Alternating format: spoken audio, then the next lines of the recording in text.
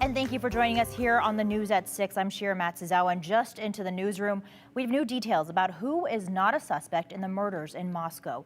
We got a news release from the city of Moscow just a short time ago, minutes ago, in fact, and it's been 5 days since 4 University of Idaho students were found dead inside their home just off campus. And let's bring in investigative reporter Morgan Romero, who has been going through that press release or that news release. Morgan, what have you learned? Well, first and foremost, Shira, at this time in the investigation, police are saying that the 2 roommates who were home at the time of the attack are not considered to be involved in the crime. So that was a lot of speculation on social media and a lot of questions that we had.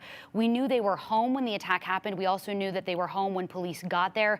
Now police saying that they do not believe they're involved in the crime. As we've been previously reporting, they were also not hurt, and they are fully cooperating. Also important to note, neither is the young man who was seen with Madison and Kaylee in this Twitch video from the food truck that we showed you on the news at noon and the news at 4. Again, speculation around that as well, that perhaps he was involved in some possible way, but police saying again, at this time in the investigation, they do not believe that he is a suspect or person of interest or involved in the crime. The coroner is also saying that likely all 4 of the victims were asleep. Previously, we said at least some of them were asleep. Now we're saying it's likely all 4 were. There was also no sign of sexual assault. We know Kaylee and Madison took an Uber from this food truck where you're seeing this video from to their house on King Road. Ethan Chapin, one of the victims, we're also learning, did not live at the house at the time. He was just visiting. As we've been previously reporting, he was with Latah County that night.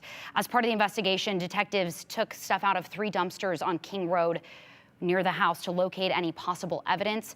Detectives also contacted local businesses to determine if a fixed blade knife specifically was bought in the area recently. Moscow Police Chief James Fry says this Twitch video that you're seeing is really helping give them the time and space of where Maddie and Kaylee were leading up to their deaths. We also learned from police in this news release that they sent out, detectives have received about 500 tips. They've interviewed 38 people so far. They're also dispelling a lot of information. I have this press release printed off. They are going through a lot of things that they've been seeing on social media, questions that they've been getting, and they're dispelling some of those rumors as well. And so, as we've been saying this entire time, oftentimes when there's silence in a case like this that has so much public interest, a lot of people fill that vacuum with speculation and rumors. And so we here at KTVB are really trying to stick to the facts as well. And I think that is a big reason why law enforcement put out this press release this evening after a couple days of not a lot of new information. Yesterday, the coroner's office released the autopsies, and they found all 4 victims were stabbed to death with a knife early Sunday morning. They don't have the exact time that they were stabbed. Police have not found a suspect or suspects. They don't have any people of interest right now. Again, reiterating, they cleared those people they mentioned, the roommates, as well as the boys seen in the video with them. Earlier, police put out a clear picture of the hours before the attack. They released a timeline today and the locations of where all 4 victims were before they were murdered at their home on King Road in Moscow. Take a look. This horrific attack on 4 college students happened less than a mile from the University of Idaho campus. Sororities and fraternities and their out-of-houses are mostly centralized in this area. New information from Idaho State Police reveals 2 of the victims, Ethan Chapin and Latah County, were together Saturday night, November 12th. They went to a Sigma Chi fraternity party across from their home on King Road from 8 to 9 p.m. The other 2 victims, Kaylee Gonsalves and Madison Mogan, were at the Corner Club on Main Street. It's about a mile and a half away from the home on King Road. Police say they were there from around 10 p.m. to 1:30 a.m. After leaving the bar, the girls went to the grub truck just down Main Street from the Corner Club. It's about a 6-minute walk. They're seen in a video from the food truck, ordering food around 1:40 Sunday morning. U of I students tell us it's a common weekend routine to go from the Corner Club to the food truck. Idaho State Police says all 4 victims were back at the King Road house, a little more than a mile from the food truck, by 1:45 a.m. Sunday, November 13th. What unfolded after that is unclear. It wasn't until noon on Sunday police received a call of an unconscious person. When they got to the home on King Road, they found the 4 victims, Ethan, Xana, Kaylee, and Maddie, dead. They confirm all 4 were stabbed early Sunday morning. The Latah County Coroner tells us all the victims could have been killed with the same knife or a very similar knife. Police say they haven't yet found the weapon.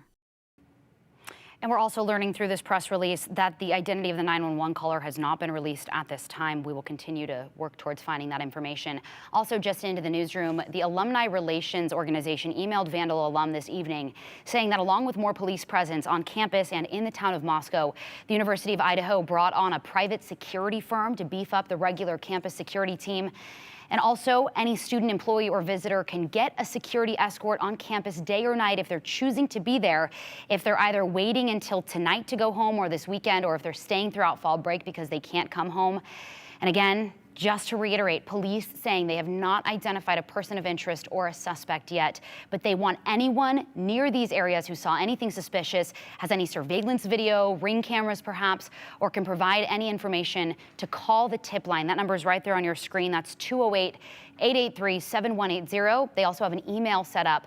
You can email tipline@ci.moscow.id.us. And I also want to point out some information that they released too. They really laid out in this press release from the Moscow Police Department, Shira, all of the resources that they have. We know Idaho State Police is there. We know the Federal Bureau of Investigation is there. We know Latah County Sheriff's Office is helping out. And the FBI actually has 2 behavioral analysis units. So we'd reported that we knew they were there. That really helps police with interviewing techniques to kind of create a profile of an unknown suspect. And it just really beefs up these crime scenes. They have Idaho State Police alone has 20 investigators, and FBI has 22 investigators. So they're really trying to help with those local law enforcement agencies there who are just really working around the clock to try to solve this crime. Right, a lot of resources going into this, and although we're getting more information now, there's still so much that we still don't know. And yes. So it's important for folks, anyone who has information, to reach out and so they can follow up those tips. Absolutely. All right, Morgan Romero, thank you for joining us. You bet.